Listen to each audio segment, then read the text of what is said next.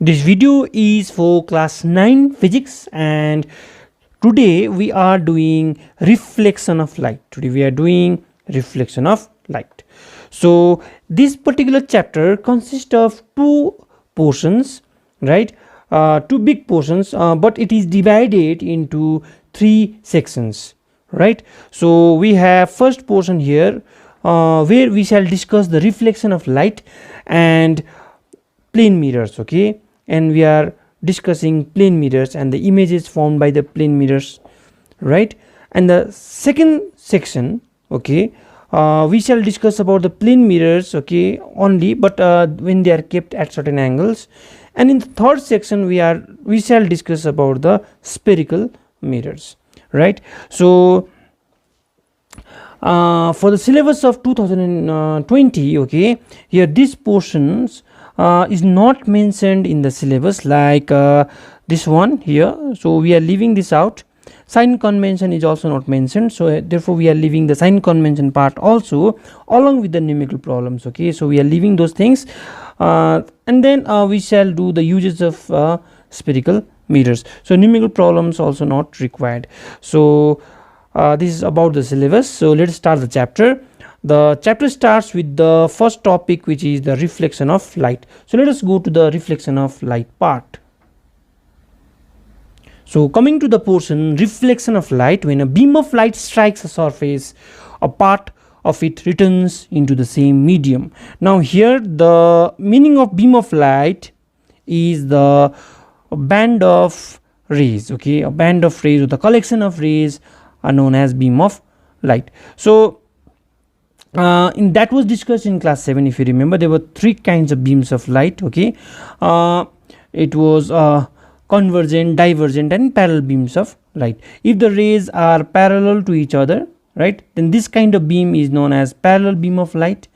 Then if the rays are converging to a point, then this kind of beam is known as the convergent beam. And if the rays are going away from each other, then this kind of rays were known as, this kind of beam was known as divergent beam.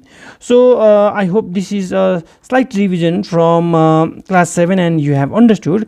So the part of light which is returned into the same medium is called the reflected light. So a part of light is only reflected, remember, not all of it, okay? Then we can define the reflection of light by saying the return of light into the same medium after striking a surface is called reflection. So to understand reflection, please watch this image here. So we have this image here showing the reflection of light. When the light is thrown out of the laser, okay, when the light is thrown out of the laser, it is just coming from this portion, so which is slightly above the surface of paper. Therefore this particular light is not shining like this light here. This light, actually the paper was curved, so it is sliding over the surface of paper, therefore you can see it is shining, okay? So the incident ray strikes the mirror, right? The incident ray strikes the mirror and suffers reflection of light. There might be some absorption of light here, okay?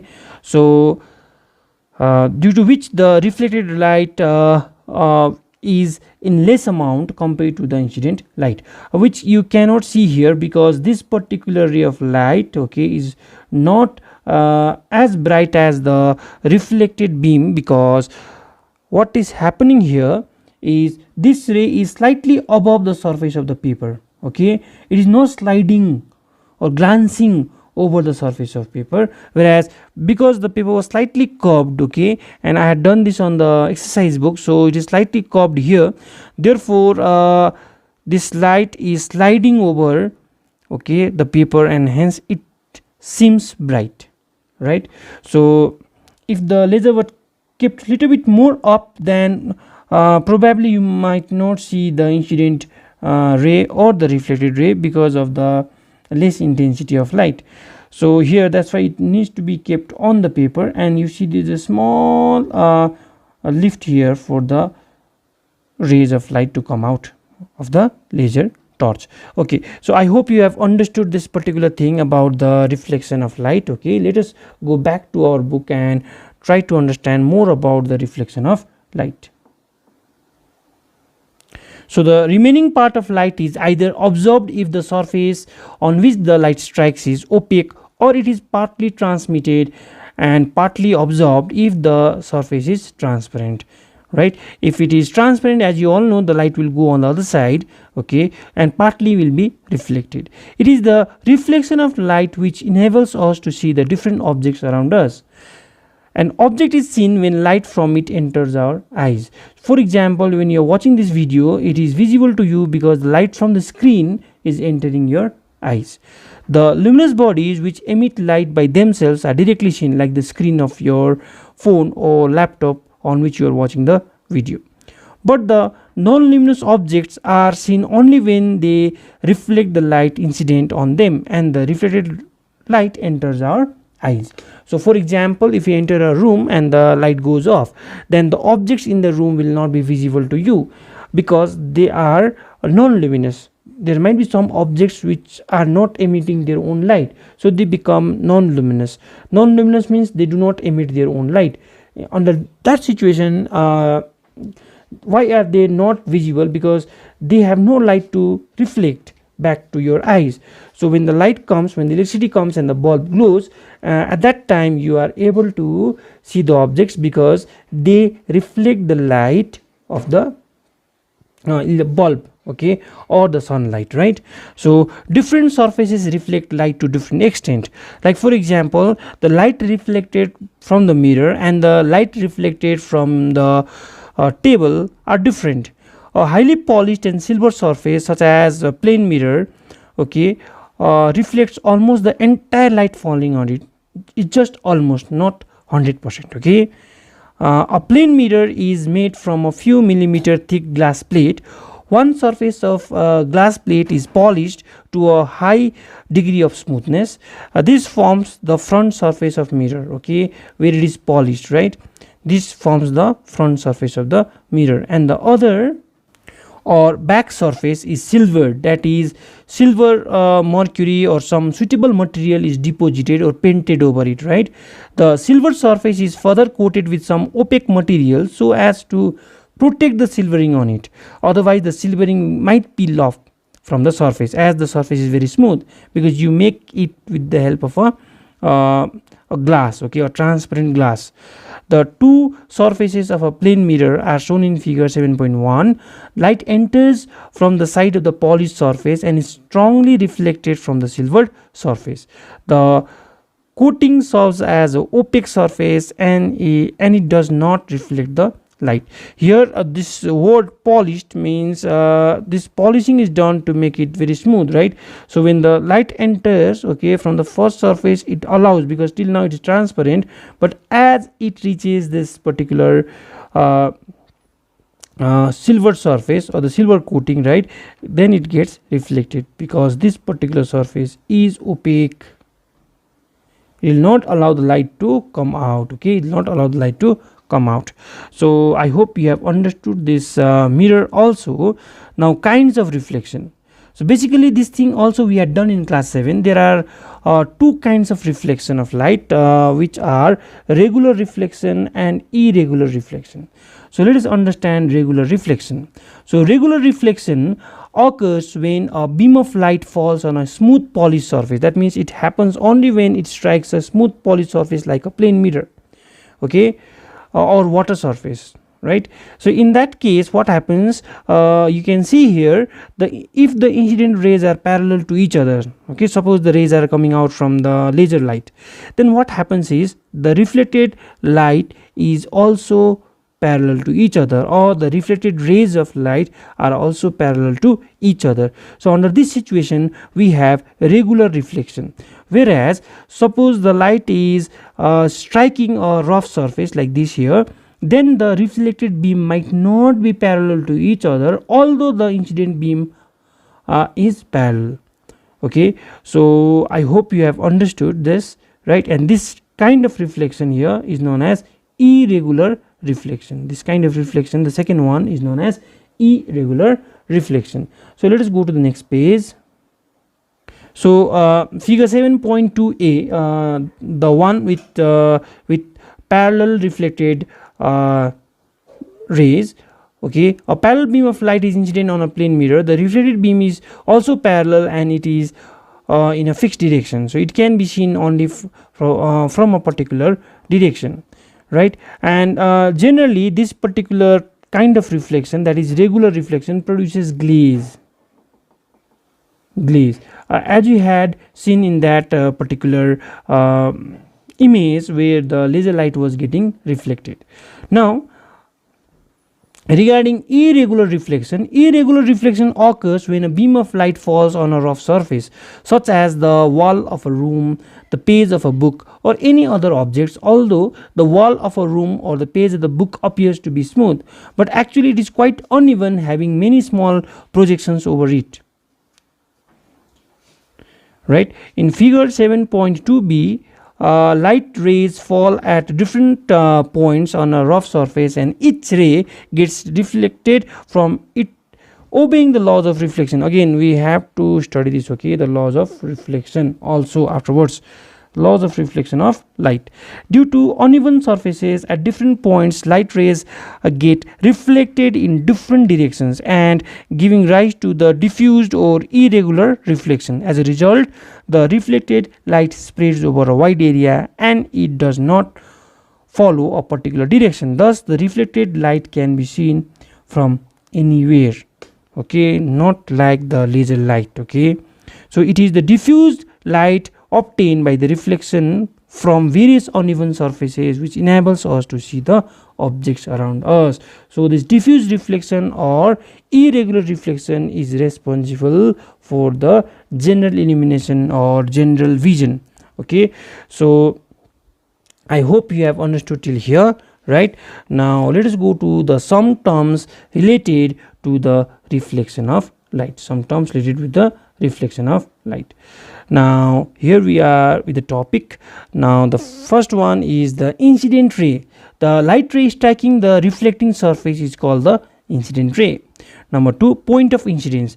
The point at which the incident ray strikes the reflecting surface is called the point of incidence. Reflected ray, the light ray obtained after the reflection from the surface in the same medium in which the incident ray is traveling is called the reflected ray. Now normal, a perpendicular drawn to the surface at the point of incidence is called the normal. This is an imaginary line, okay. I'm going through these points very fast because these things you have done in class 7 also, as well as in class 8 also. So the next thing is the angle of incidence. The angle which the incident ray makes with the normal at the point of incidence is called the angle of incidence, and it is denoted by the letter small I. Then we have the angle of reflection. The angle which the reflected ray makes with the normal at the point of incidence is called the angle of reflection, and it is denoted by the letter small r. And we have the plane of incidence. The plane containing the incident ray, the normal, is called the plane of incidence, okay. Let us go to the next column. Plane of reflection. The plane containing the reflected ray and the normal is called the plane of reflection. So in figure 7.3, here 7.3 is here, right? So your MM1 here, MM1 is mirror, okay. Here this is the incident ray, this is the reflected ray which is bouncing back in the same medium. This is the point of incidence, whereas this imaginary line which makes 90 degree with the surface is called the normal.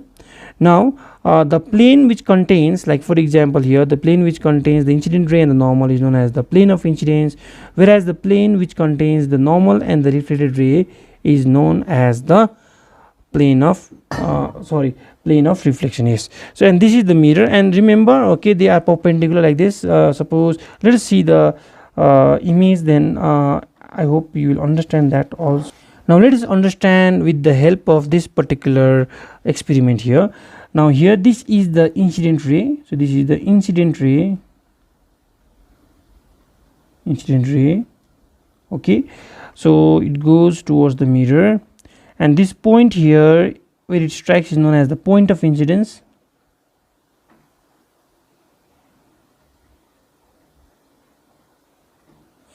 And this ray here which is bouncing back in the same medium, coming back, is known as the reflected ray.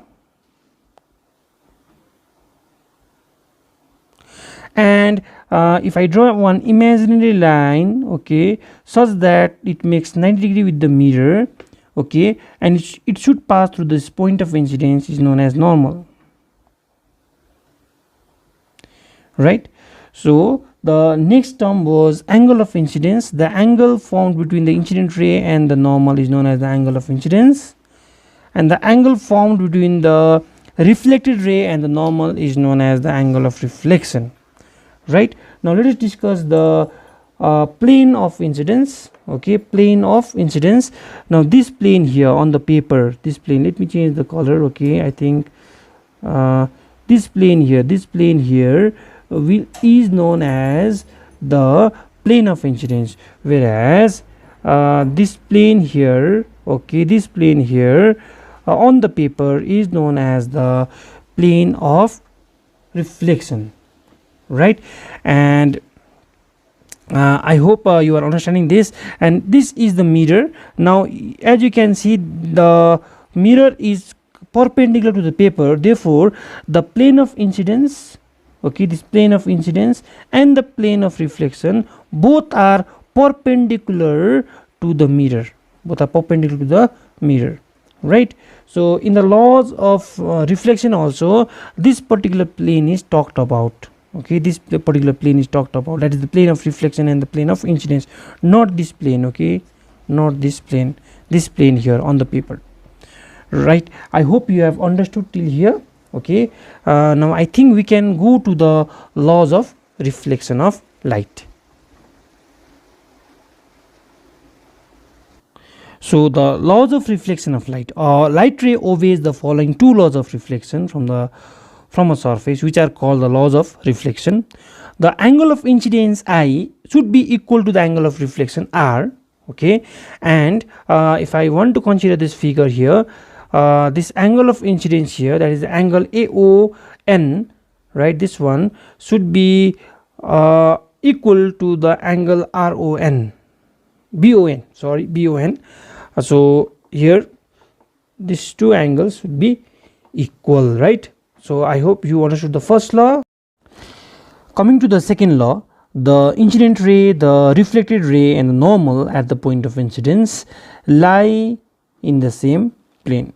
To understand this, let us go to the figure. So coming to the figure,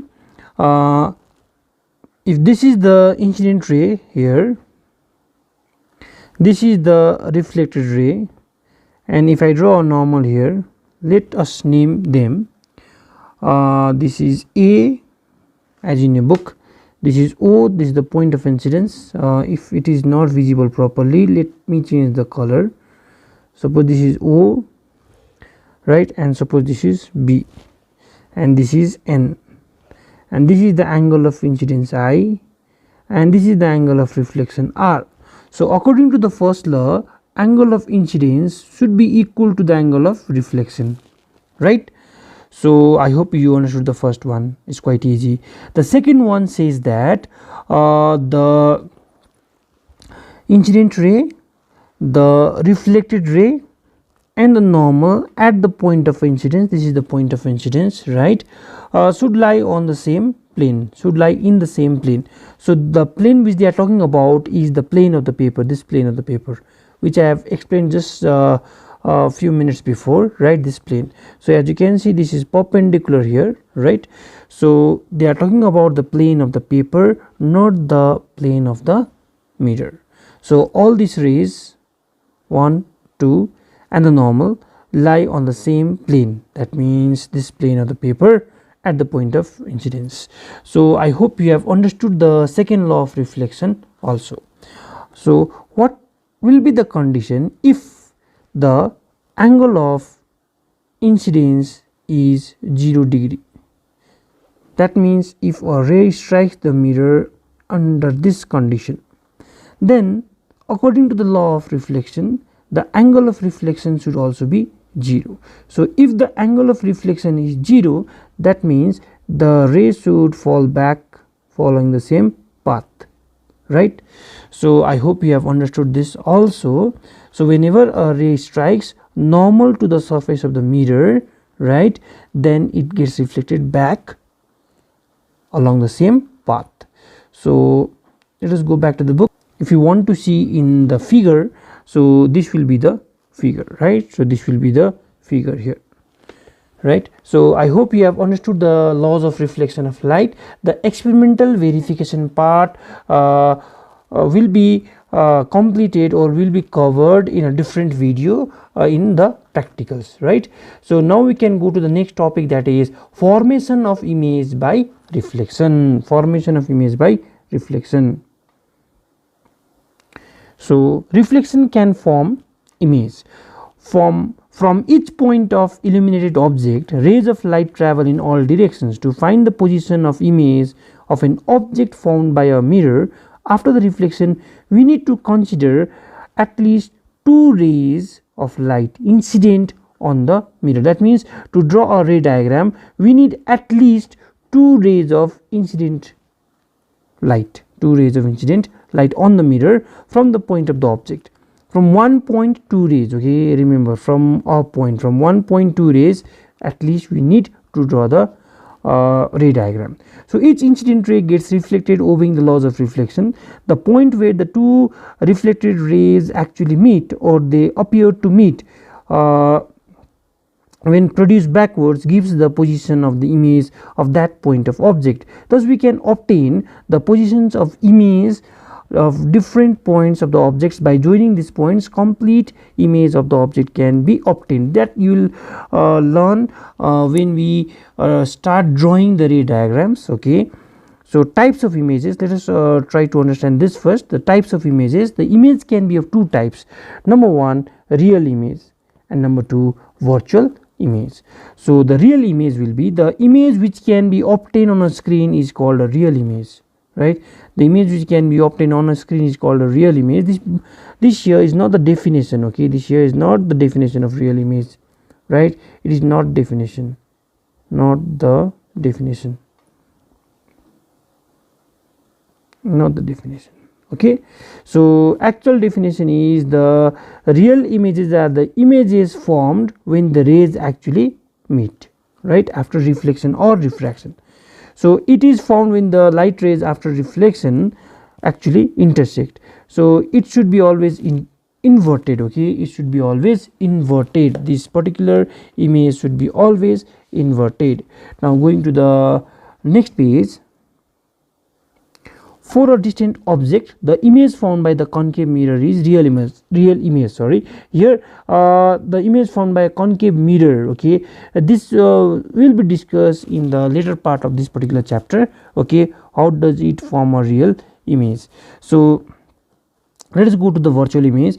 The image which cannot be obtained on the screen is called a virtual image. It is found when the light rays after reflection do not actually intersect, but they appear to diverge from a point, right, from the image. Geometrically they intersect when they are produced backwards, so it is always erect.